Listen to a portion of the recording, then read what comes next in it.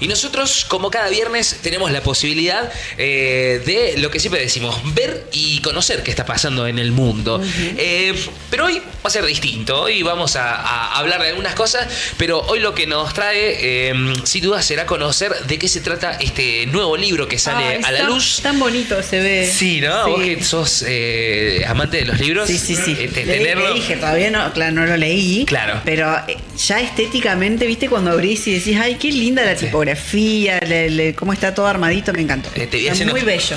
Poniendo el libro así como se pasa el libro. Hermosa la portada, todo. Hermoso de todo. Pues un gran laburo que ha hecho nuestro amigo, colega, y siempre digo lo mismo, casi Sí. prácticamente uno de los fundadores de Rayo Media y de Sí. No La Ven, nuestro querido amigo Tadeo Castiglione. Hola Tadeo, bienvenido y antes que nada, felicitaciones. Felicitación. Muy buen viernes, querido Bruno, querida Nati, a todo el equipo, como siempre, de Rayo Media. Un enorme placer, una gran alegría estar, bueno, un fin de semana más juntos y, bueno, con el... Bueno, El bebé.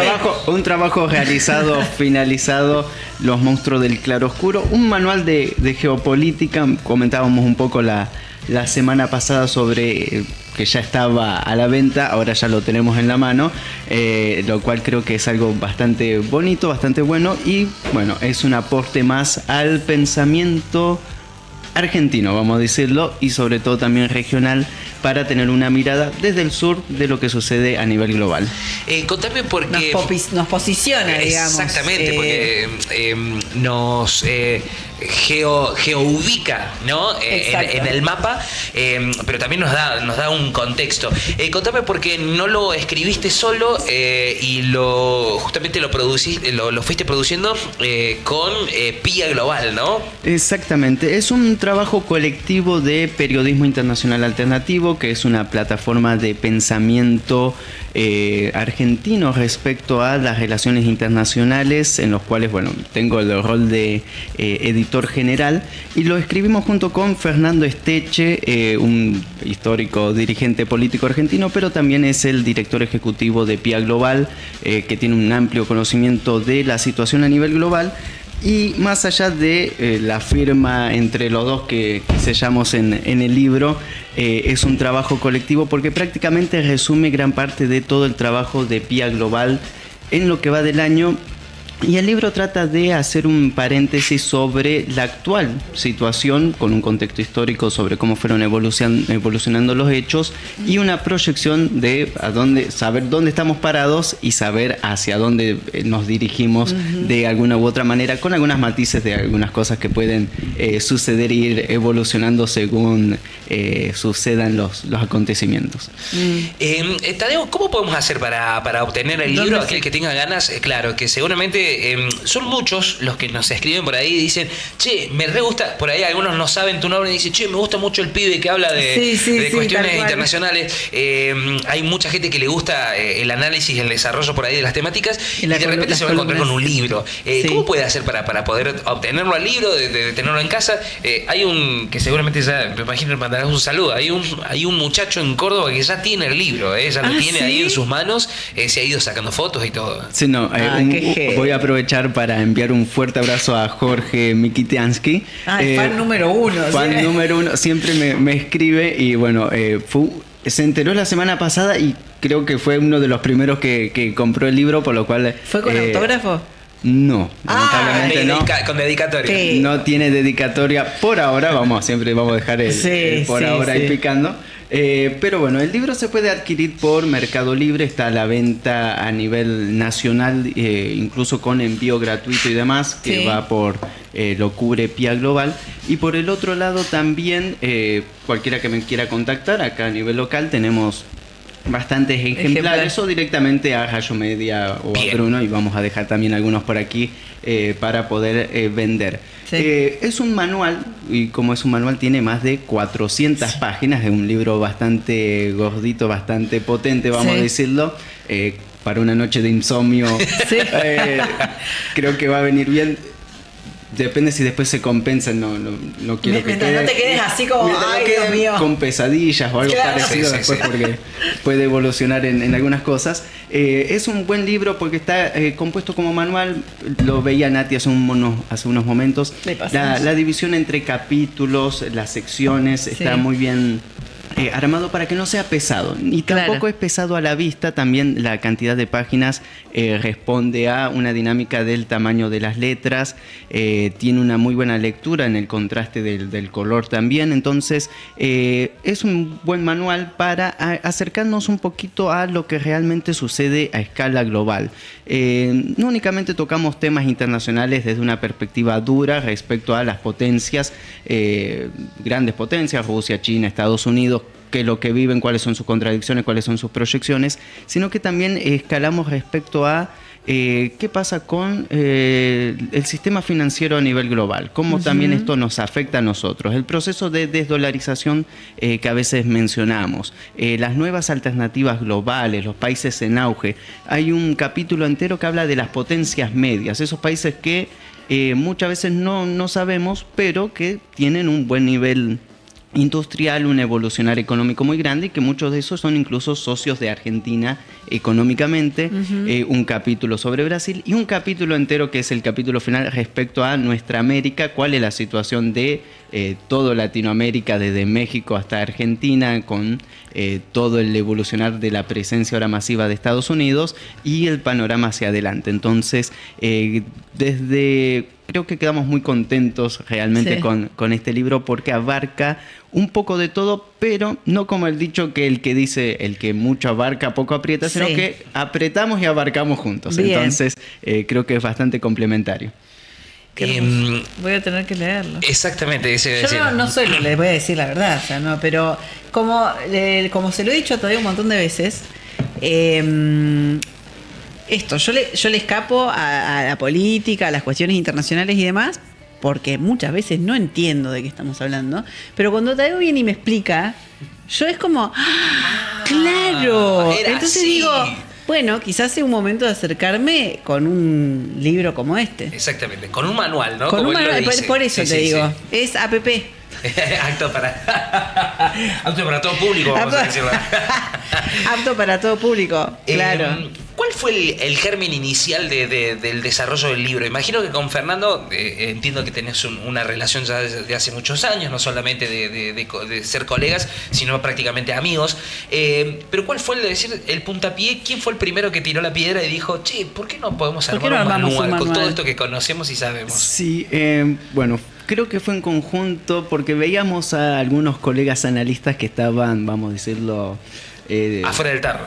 fuera del tarro, ya sobre la banquina, con algunos comentarios que nosotros decíamos, pero no es tan así. Esto nació principalmente y ahí empieza el libro hablando de eso prácticamente, respecto a unos comentarios que se hablaba de un nuevo Yalta, respecto a una nueva repartición global, que Sí. Putin se sentó con Trump y con Xi Jinping y dijeron, bueno, América para Estados sí. Unidos, esto es Rusia y esto es de China, y punto Sí. final, y calabaza, cada uno a su casa. Bueno, pero la situación global, ningún elemento que podamos ver y que podamos, incluso cuando hablamos con diferentes actores, nada respalda este hecho. Sí.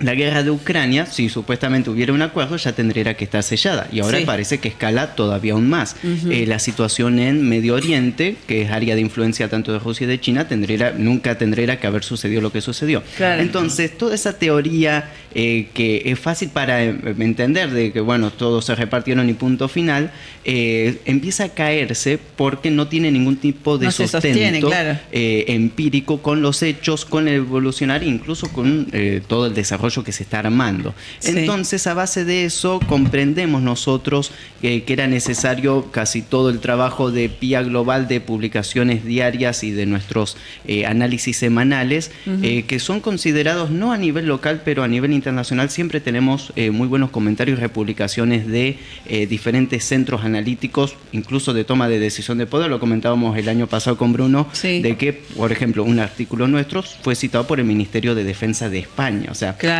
para que tengamos una dimensión. Tal vez los Sí. locales por falta de viveza no Sí. toman dimensión, pero a nivel internacional se tiene una presencia desde Pía, y entonces dijimos, bueno, vamos a tratar de poner blanco sobre negro sobre muchos conceptos que están en boga, pero que Por son eso el claroscuro. erróneos. Y el tema del claroscuro tiene que ver con una frase que dijo Antonio Gramsci. Antonio Gramsci era un pensador, un filósofo político Sí. en el siglo XX, que vivió en Italia cuando estaba formándose el fascismo con Benito Mussolini, antes de la Segunda Guerra Mundial, después de la Primera, y él empieza a decir, bueno, hay un mundo que está muriendo y hay un mundo que está naciendo, pero en este medio es donde aparecen todos los monstruos. Ajá. Entonces estamos en la misma situación actualmente. Estamos delante de un declive de lo que se llamó el mundo unipolar, dominado por Estados Unidos, Sí. el sistema financiero, el peso de Occidente.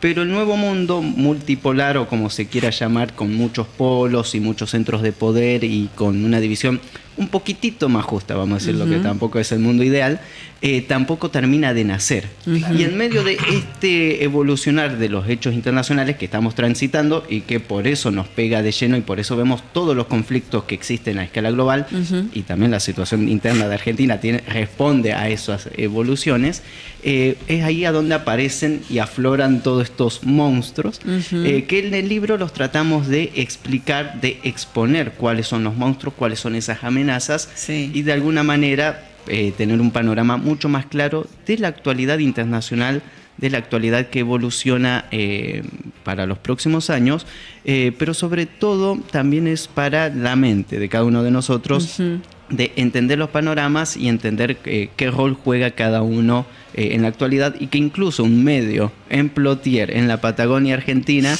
en la tan olvidada y desolada Plotier, vamos a decirlo de alguna u otra manera, también tiene, vamos a decirlo, un granito de arena para aportar a la evolución del mundo y en la transformación, porque no es un libro que se quede únicamente en lo teórico, sino que también pasa Invita por lo a la práctico, a la invita a tomar una acción de alguna u otra manera respecto con la comprensión de lo que se entiende de la situación mundial.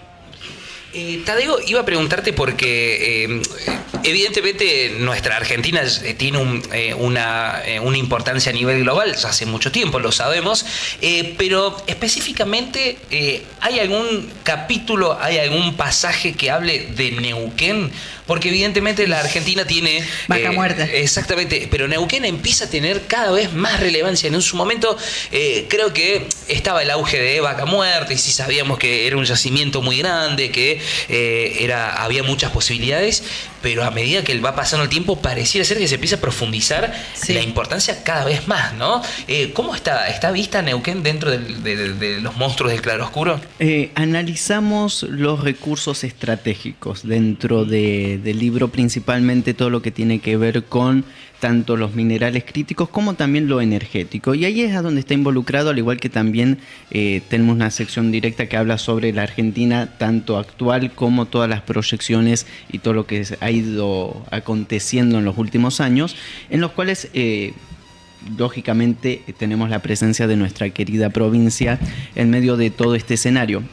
Es muy interesante porque cuando uno dice Neuquén, en línea general tal vez no tomamos la dimensión de lo que esto significa, pero vino la directora del Fondo Monetario Internacional acá esta semana. esta semana. Sí. Con el mameluco dando vueltas. Sí, estuvo en la plataforma. ¿La plataforma que vos estuviste? En la misma plataforma que yo estuve. Ahí está. Sí. Por lo cual, no es que la llevaron a todos los llevan al mismo lugar. Vamos a Claro, decir, No es que fue una cuestión exclusiva. no me voy a poner a la altura de esta señora, Dios me libre, pero es una plataforma única que tiene IPF, creo que hay 15 o 20 a nivel global, que vos te sentás con 20 pantallas y dirigís todo, porque es una plataforma que camina sola. Sí. No es necesario estar trasladándola, sino que tiene un sistema, un mecanismo automatizado que va avanzando automáticamente. Ahí la llevaron. Entonces ya habíamos estado con la gente del CFI en ese lugar, pero bueno, para que tomemos dimensión, si viene Cristalina Georgieva a Neuquén, es porque Neuquén juega un rol relevante en medio de todo lo que son las evoluciones hacia el mundo. Pero ahí hay un punto que lo discutíamos la semana pasada, justo también salió en esta semana, el dato de la producción de petróleo de Neuquén, que son 650.000 barriles por día. Otro récord más. Otro récord más, pero que a escala global es insignificante. Cualquier país produce, cualquiera de los países productores, medianos a grandes productores, produce 2 o 3 millones de barriles por día. 650.000. Y teniendo en cuenta que se están abandonando todos los yacimientos en Santa Cruz y demás, es una cifra no tan relevante a escala global, pero sí la importancia de, vamos a decirlo, las reservas estratégicas. Creo que se apunta hacia eso, lo cual es interesante, pero que lógicamente Neuquén sigue jugando un rol importante a escala, vamos a decirlo, nacional, siendo la principal provincia exportadora, que eso fue lo otro, porque le quitó a Santa Fe, que tenía toda la parte agropecuaria con los puertos, le quitó esa generación de divisa, entonces eso también habla bastante de nuestra provincia. Lo mencionamos, abuelo de pájaro, en el libro, pero teniendo en cuenta este valor estratégico de los recursos naturales en las disputas globales actuales. Bueno, ya saben, lo pueden encontrar el libro a través de Mercado Libre. Aquí los que están en la ciudad de Plotier nos pueden escribir a nosotros a través, o al Instagram de o Tadeo directamente mismo. A Tadeo, que lo encuentran como Tovarich Sur. Ahí en Instagram le pueden escribir a él para que se lleven este manual para poder comprender cómo venía el mundo y hacia dónde vamos, ¿no? Y en qué punto nos dónde encontramos estamos nosotros ahí exactamente en el medio de toda esa convulsión, no es decir conflicto. Que en algún momento Neuquén era una provincia ya perdida por la Patagonia y hoy empieza a tener esta relevancia tan importante que hasta la directora del Fondo Monetario Internacional viene a visitarnos, viene a calzarse el mameluco de YPF y a circular por tierras neuquinas. Tadeo, sabes que los tiempos en los medios son tiranos, son muy complejos. Hace un ratito, sé que no estaba fuera de la agenda, pero como sabemos que sos una persona muy preparada para esto, queríamos preguntarte, fuera de micrófono estábamos hablando con los compañeros, con los colegas y con Nati, esta situación que nos impactó, que en un rato también ya lo vamos a ver con Saya en Tendencias. Se empezó a viralizar un video de inmigrantes marroquíes atravesando una frontera española, ingresando de una manera... De a miles, algo que realmente nos sorprendió. Entiendo que vos ya este conocimiento lo tenés hace un tiempo. ¿Cómo podemos entender para aquellas personas que no saben muy bien de qué se trata, qué es lo que está pasando, qué está aconteciendo en esa frontera y qué fue lo que pasó? Que hago un paréntesis y lo meto a Nacho en la parte deportiva. Hubo un marroquí con camiseta de Boca que se vio en el video. ¿En pasando, serio? Sí, atravesando la frontera. En todos lados están en todos lados los de Boca. ¿Qué es lo que está pasando allí, Tadeo? Bien, hay 2 o 3 cuestiones que para entender el nivel global de la situación. Primero que nada, España en los últimos meses, por una cuestión de faltante energético y porque es la vía de ingreso de energía, de gas, de petróleo y gas hacia Europa, España siempre se destaca por tener unas relaciones más laxas con el norte del África y empezó a ser lleno de acuerdos comerciales con Argelia, principalmente para comprar gas y la formación de un gasoducto. ¿Qué pasa? Argelia es el archienemigo de Marruecos, 2 países fronterizos ahí, y justamente ayer se dieron 2 o 3 casualidades que a nivel internacional decimos no existen casualidades. Sí. El aniversario del rey marroquí, Mohamed, en los cuales libera a 1.800 presos de la más grande categoría del país, es decir, violadores, asaltantes, asesinos, todos condenados a cadena perpetua, los libera porque, bueno, es el cumpleaños del rey, hacemos una buena gestión.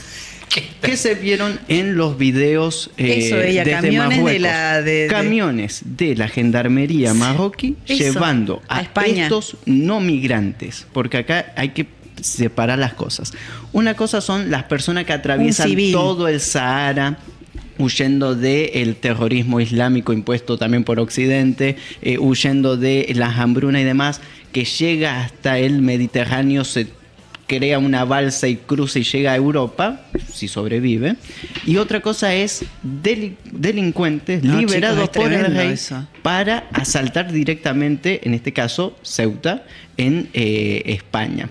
¿Qué pasa con España? Porque acá hubieron comentarios en redes que decían, bueno, ¿por qué España tiene 2 colonias en África, Ceuta y Melilla, y que esto y que lo otro? Bueno, desde el siglo XV año 1400, cuando expulsan los españoles a los moros de la península ibérica y a los judíos también, España toma estos dos asentamientos como garantía de que no iban a haber nuevas invasiones hacia continente. Y desde ahí son territorio español, imaginemos los años 1500, de ahí hacia adelante siempre tuvieron presencia, por lo cual internacionalmente nadie le puede reclamar algo similar por una cuestión de soberanía y demás. Sí. Y demás, porque si no incluso sería contradictorio para Argentina por la cuestión Malvinas y demás. Bueno, ¿qué sucede? Es asaltado Ceuta con todos estos migrantes en este escenario en los cuales condiciona políticamente el rey marroquí a España para que no siga haciendo acuerdos con Argelia, y por el otro lado le mete una bomba al gobierno de Pedro Sánchez, que se desmorona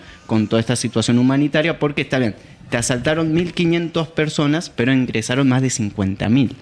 Entonces todo eso hace una situación humanitaria muy complicada, muy tensa para el gobierno español y para el evolucionar de la situación. Entonces tenemos acusaciones cruzadas de sectores que dicen, bueno, esto es lo que permite la política española de migraciones, todos tratando de llevar agua a su... el que llegaba por agua no lo pueden expulsar inmediatamente por ley. Claro. Entonces funcionó como una especie de llamamiento para que sigan entrando, porque no se los pueden sacar. Y ahí hay otro punto que es muy interesante. Ceuta queda sobre, vamos a decirlo, la costa derecha, sobre la margen de entrada al mar Mediterráneo. Sí. Al frente de Ceuta tenemos Gibraltar, que es el tampón, vamos a decirlo, que tiene el Reino Unido, como que ese sí es un enclave colonial, de dominación para permitir el paso. ¿Qué pasa? Si Ceuta colapsa, quien tiene el control absoluto del Mediterráneo como paso y de acceso hacia todo lo que significa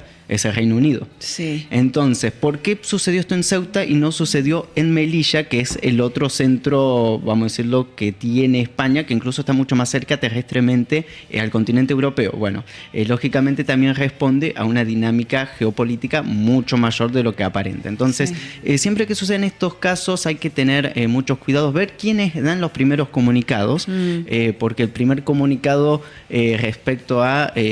qué trágica situación humanitaria, y bueno, Europa va a tener que abrir las puertas para estos migrantes, y la crítica hacia la posición de España de estos territorios la hizo Israel. Sería como para ver quién es el primero que te acusa, después hay que saber qué intereses respondería cada uno de estos avances. Claro. Cómo viene la estrategia detrás, digamos. Una situación que, bueno, yo creo que ahora se visibiliza, pero que se viene dando hace mucho tiempo, ¿no? La cuestión migrante en España. ¿Hay algún tipo de repercusión? Está bueno esta aclaración que dice, fíjate, porque detrás de esto hay algo más profundo todavía. ¿Hay alguna cuestión dentro de la Unión Europea, que entiendo que también tienen sus idas y vueltas entre ellos, para definir qué vamos a hacer con los migrantes? Porque muchos, si bien llegan a España, España es la puerta de entrada justamente a Francia, Alemania, distintos países que están cercanos. ¿Hay algún tipo de acción que la Unión Europea haya dicho, bueno, a partir de esto vamos a tener que generar otro tipo de contención? Sí, por un lado se aplica una política europea sobre el control de migrantes, en los cuales no hay una unidad muy grande, porque por ejemplo la Italia de Meloni es mucho más rígida con la expulsión de los migrantes y no permitir su asentamiento. ¿Cuál fue la solución de la Unión Europea para que tomemos dimensión de la locura de lo que se está hablando y de lo que ya se está aplicando? Es que a los países paralelos o al margen de la Unión Europea, que son países pequeños y que no tienen gran financiamiento, bueno, les pagamos para que administren prácticamente, y lo vamos ya con toda la responsabilidad de decirle con esta palabra, campos de concentración de migrantes. Entonces tenemos 10.000 cupos de migrantes por país. Entonces, si llegan 10.000 personas, 10.000 los mandamos a Albania, que crea campos de refugiados, entre comillas, que son carpas, y ahí conviven. Les dan de comer. Albania cobra cientos de millones de euros de la Unión Europea o lo que sea, para mantenimiento. Lógicamente se le dan migaja a la gente que sobrevive me ahí. imagino que... Entonces, esa es la política que aplicó la Unión Europea. Para que veamos. Ahora bien, toda la situación, y esto lo hemos repetido durante, creo que desde el primer programa de No la ven, toda la situación de crisis de refugiados hacia Europa, tienen que ver con lo que hizo Europa con Libia en el año 2011, con la invasión y el asesinato del líder libio Muammar al-Gaddafi, que él les dijo siempre: el único impedimento para que no vayan millones de africanos a Europa es que hay una Libia fuerte que invierte socialmente miles y miles y miles de millones de dólares en escuelas, en universidades, en hospitales, en educación, en transformación, no únicamente en nuestro país, sino que en no toda la región. motivo por el que quieran irse. Entonces, si cae nuestro gobierno, y que lo terminaron haciendo caer, más todo el arsenal que había en Libia, van a convertir todo esto en un desierto de fuego. Y fue lo que terminó sucediendo. Las autoprofecías cumplidas de Gaddafi de alguna u otra manera, de que, bueno, somos el único que puede impedir que esto suceda, y terminaron destruyendo el único embalse que permitía esa contención de millones de personas que sufren lo que ha sido el colonialismo europeo de manera continua. Tenemos un capítulo específico en este libro sobre la situación en el África. El año pasado escribimos un libro sobre el África en específico, donde también contamos todas estas realidades que tienen que ver mucho con este hecho que acaba de suceder en España. Que es una situación que se replica, bueno, obviamente que lo que está sucediendo en África, pero inmediatamente me vienen imágenes de lo que sucedió con migrantes. Me irás a corregir seguramente, Tadeo. Yo no recuerdo si eran migrantes venezolanos, hondureños, atravesando puentes, yendo camino hacia México, hacia los Estados Unidos, en una gran peregrinación que en su momento llamó muchísimo la atención porque se iban sumando de distintas nacionalidades, ¿no? Eran hondureños, guatemaltecos, nicaragüenses. Pero esos eran de verdad. Claro, eran de verdad. Entonces iban todos caminando hacia el mismo lugar. Digo, esos grandes movimientos de inmigrantes, evidentemente a futuro va a haber algún tipo de cambio, ¿no? Porque eso se generan los cambios. Nosotros lo vemos acá en Argentina con la gran corriente de migración de venezolanos, que de repente estamos con los famosos choferes de Uber o de reparto, sabemos que son venezolanos. Digamos, nosotros porque somos un país que siempre acogió a los migrantes, pero empieza a cambiar la dinámica también de los países, ¿no? Totalmente. Vos te acordarás, Bruno, año 2019, no nos conocíamos, pero yo estuve en la frontera colombo-venezolana en un comedor humanitario ayudando a los migrantes que salían de Venezuela debido a toda la situación complicada interna en el país. Todos ellos venían con un mapa dibujado en un papel o en la mano sobre qué rutas tomar, hacia dónde ir. Este monte es nevado, no puedo quedarme en la noche porque si no me muero de hipotermia. Todo eso existía. Entonces esa gran migraciones productos de las situaciones económicas, también productos de sanciones o políticas de apriete y de ahogues sociales que se aplican, son una gran realidad. Y lo que mencionabas, principalmente hay un corredor entre Colombia y Panamá que se llama el Darién, que hay que cruzar un pantano en los cuales no todos pueden cruzar. Y que hay que llegar en el momento justo y pasar en el momento justo. Y también para comprender que más allá de las situaciones humanitarias, también hay un gran negocio detrás de habilitar las rutas de cobre de seguridad y demás, utilizado por el narcotráfico, utilizado por muchos grupos paramilitares y armados, principalmente en Colombia. Entonces son situaciones muy complicadas de otra realidad que nosotros no tomamos dimensión. No todo venezolano, igual que salió de Venezuela, salió a pie. Nos hicieron 5.000, 6.000 kilómetros a pie. Hay diferentes realidades cuando uno empieza a conversar un poco con ellos, porque había un gran poder adquisitivo dentro de la gente, y eso es una realidad que también fue una mala gestión del gobierno venezolano en su tiempo. Dígase, una dolarización a cambio de los bolívares, que todos sabían que no existían, pero que uno podía hasta pedir préstamos en dólares y el gobierno te daba una gran cantidad de dólares sin necesidad de que lo devuelvas. Para que tengamos una consideración de lo que fue el derroche también cuando todo funcionaba bien. La cuestión es la siguiente: existen esas diferentes corrientes de migraciones frenadas mucho por Estados Unidos en la actualidad con toda la política de deportaciones y demás. Ahí tendremos que entrar en otro punto de discusión que hace Estados Unidos con la gente que deporta, porque acabamos de mencionar los europeos, pero la situación de los campos de cautivos en Estados Unidos es igual de problemática, y la utilización de otros países para tercerizar eso, igual que hace la Unión Europea. El Salvador, por ejemplo, recibe cuotas de migrantes expulsados de Estados Unidos a cambio de un pago de dinero. Entonces, para que tengamos algunas consideraciones de cómo funciona o no funciona, mejor dicho, el mundo en la actualidad. Aún así, la frontera de Estados Unidos sigue siendo un colador para todo, sigue siendo el principal país de consumo de narcotráfico, sigue siendo un país en los cuales hay un gran contrabando de armas, sigue siendo un país en los cuales siguen entrando miles de migrantes por día, pese a toda la política que quiere aplicar Trump, y lógicamente eso también repercute socialmente en la composición. El mismo norteamericano se beneficia de esto, vamos a decirlo, porque tiene mano de obra esclava. Suena mal y es la realidad. Pero es la realidad. Y para que veamos la hipocresía, Donald Trump también en esta semana hizo un arancel específico a los países que utilizan mano de obra, explotación laboral para las producciones nacionales. La India, Tailandia, cualquiera de esos países, pero su país también. Entonces es muy interesante como para tener en cuenta todos estos escenarios que también tienen que ver con las realidades de los países. Y la política, lo mencionaba Bruno, Argentina siempre fue un país de recepción de migrantes y de darle las oportunidades a todos. Ahora el presidente hizo un cambio en las últimas horas respecto a la política de migración de Argentina, cuando se está por aprobar la semana que viene, el 6 de agosto, la ley de tierras que permite la compra masiva y sin ningún tope de tierra argentina. Entonces hay migrantes y migrantes. Es algo muy interesante para tener en consideración. Hay migrantes que pueden tener un pedazo de tierra y otros que no, ¿no? Esa es la diferenciación que vamos a tener. Tadeo, como siempre es un placer escucharte. La verdad que se genera todo un contexto de estar muy atentos, ¿no? A qué es lo que está pasando.